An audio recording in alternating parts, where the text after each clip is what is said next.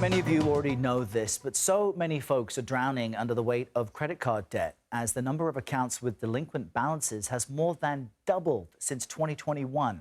A report from the Philadelphia Federal Reserve also shows a record high number of people are only paying the minimum monthly payment on their credit card bills. It's peaked at nearly 11% of all accounts in the third quarter of 2024. You see it on that graph. And this comes as a new survey from Bankrate found that over half of Americans don't have enough savings to cover a $1,000 emergency expense. That's serious.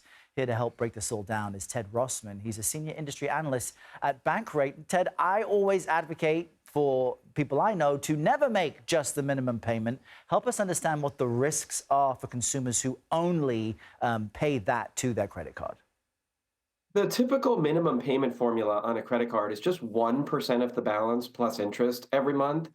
That means it takes a really long time to pay this off. The average credit card balance is around $6,400, according to TransUnion.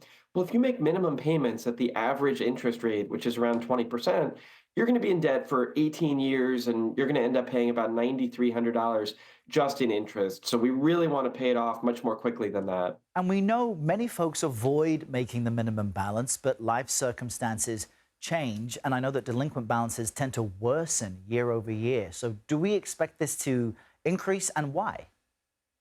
We're starting to see some flattening out of this trend. Delinquencies have jumped a lot in recent years. Some view this as normalization after the pandemic weirdness. Delinquencies and balances actually dropped a bit early in the pandemic because people used stimulus to pay off debt and they were spending less for a while. This is one of these all news is local kind of issues. And I don't mean just geographical, I mean more at the household level. About half of households carry credit card debt from month to month, and about half don't. There's a huge difference between someone who's using cards for rewards and convenience versus someone who's saddled with an average interest rate around 20%. Ted Rossman, great to chat with you, joining us from Pleasantville.